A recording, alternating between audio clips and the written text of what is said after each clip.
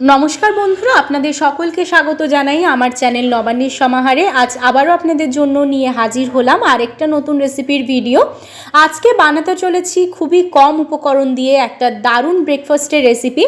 হাতে যদি কম সময় থাকে, সকালবেলা ঘুম থেকে উঠে দেখেন যদি অত্যন্ত দেরি হয়ে গেছে, তাহলে কিন্তু আপনারা এরকম একটা চটজলদি ব্রেকফাস্ট রেসিপি তৈরি করে ফেলতে পারেন। সেই সাথে এটা আপনারা স্কুল, কলেজ, অফিসের টিফিনেও দিতে পারেন। বানানো অত্যন্ত সহজ আর খেতে হয় দারুণ স্বাদের, আর খুব কম উপকরণ দিয়েই কিন্তু এরকম দারুণ একটা রেসিপি তৈরি হয়ে যায়। তাহলে চলুন দেখে নেওয়া যাক কী কী উপকরণ দিয়ে আজকের এই দারুণ একটা ব্রেকফাস্ট রেসিপি আমি তৈরি করছি। দেখুন, রেসিপিটা বানানোর জন্য এখানে একটা বড় পাত্র নিয়ে নিয়েছি। এবার এর মধ্যে আমি দিয়ে দিচ্ছি বাটির হাফ বাটি সুজি। এবার আমি দিয়ে দেব যে বাটি মেপে আমি সুজিটা দিয়েছিলাম সেই বাটিরই হাফ বাটি বেসন।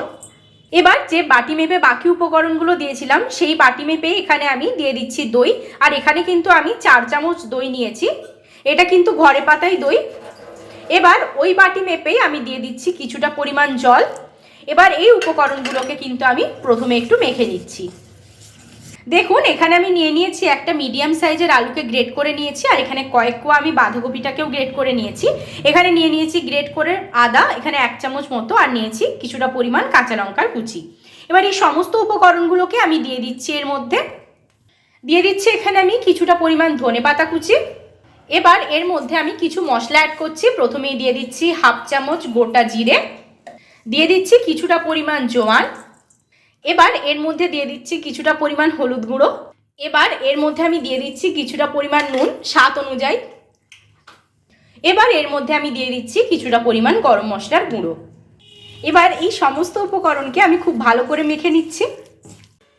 দেখুন, এই মিশ্রণটা কিন্তু একদম তৈরি হয়ে গেছে। আর যেহেতু এটার মধ্যে সুজি ছিল, আমি এটাকে একটু রেস্টে রেখে দিয়েছিলাম, তার জন্য খুব সুন্দরভাবে সুজিটা ফুলে উঠেছে আর মিশ্রণটা একদম রেডি হয়ে গেছে।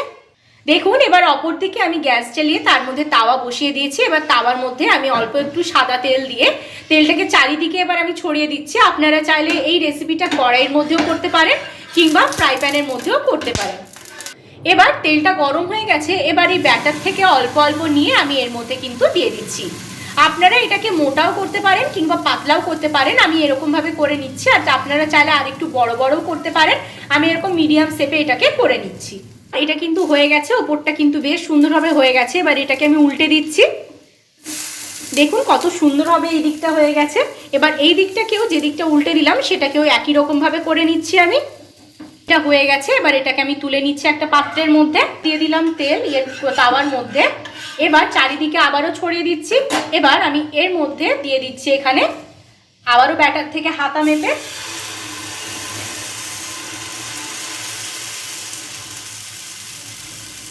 এই দিকটা হয়ে গেছে, আমি উল্টে দিলাম। এবার এইভাবে কিন্তু আমি সমস্তগুলো করে নিচ্ছি। সমস্তগুলো তৈরি করে নিয়ে একটা প্লেটের মধ্যে সাজিয়ে নিয়ে আমি চলে এসেছি। কত সুন্দর দেখতে লাগছে দেখুন। এবার এটা কিন্তু খেতে যতটা সুন্দর হয়েছে, দেখতেও ততটাই সুন্দর হয়েছে। আমি আপনাদের একটু ভেঙে দেখাচ্ছি এটা ঠিক কতটা নরম হয়েছে। আর দেখতেই পেলেন যে কত কম উপকরণ দিয়ে কত সুন্দরভাবে এত একটা দারুণ রেসিপি আমি তৈরি করে নিলাম। এই রেসিপিটা যদি আপনাদের ভালো লেগে থাকে তাহলে অবশ্যই আমাকে লাইক, শেয়ার, কমেন্ট আর সাবস্ক্রাইব করতে ভুলবেন না। সাবস্ক্রাইব করার পর পাশে থাকা বেল বাটনের অল অবশ্যই প্রেস করে দেবেন, যাতে আমার চ্যানেলে যে কোনো নতুন রেসিপি আসলে তার নোটিফিকেশন আপনারা সবার আগে পেয়ে যান। এরকম নতুন নতুন রান্নার রেসিপি পাওয়ার জন্য আমার চ্যানেলটা অবশ্যই সাবস্ক্রাইব করবেন। ফেসবুক পেজ থেকে দেখে থাকলে পেজটা অবশ্যই ফলো করতে ভুলবেন না। ভালো থাকবেন, সুস্থ থাকবেন। আবার দেখা হচ্ছে নতুন রেসিপির সাথে।